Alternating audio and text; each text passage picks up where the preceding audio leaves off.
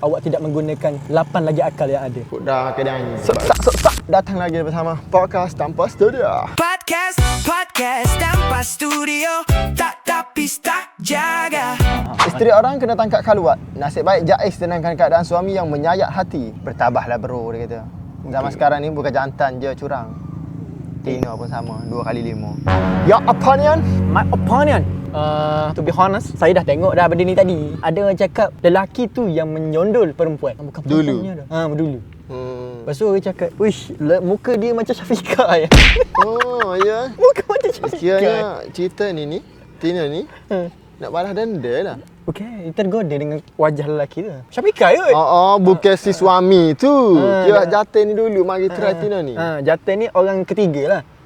Suami isteri ni ketiga bukan. masuk pada Tino ni curang. Dia lelaki. Sebab kata dia jatuh yang menyondol. So untuk yang itu, yes, untuk lelaki tadi, awak handsome, awak ada rupa, tapi satu, awak tidak menggunakan 8 lagi akal yang ada. Awak ada 9 akal bro. Jangan menyusahkan kaum-kaum lelaki yang lain dan menjatuhkan imej kaum-kaum lelaki yang lain. Benar.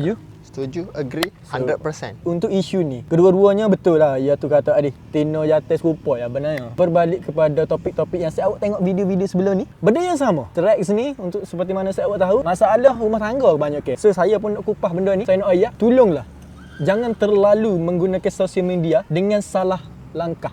Betul tak ayat? Betul? Betul tak? Dengan cara yang salah lah. Sosial media ni untuk just for fun lah, balik kerja, scroll-scroll dan jangan terlalu macam Ni semua benda nak luah ke media sosial. sejadah mana? Aku mention dah tu sejadah tu. Tak berserah lagi. Pergi benar, tebam benar apa pedang.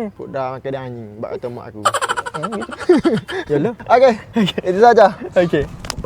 Dah abang Pedih tu. Pedih. Backdrop, podcast tanpa studio, tapi tak jaga. Kita orang yang react, kau yang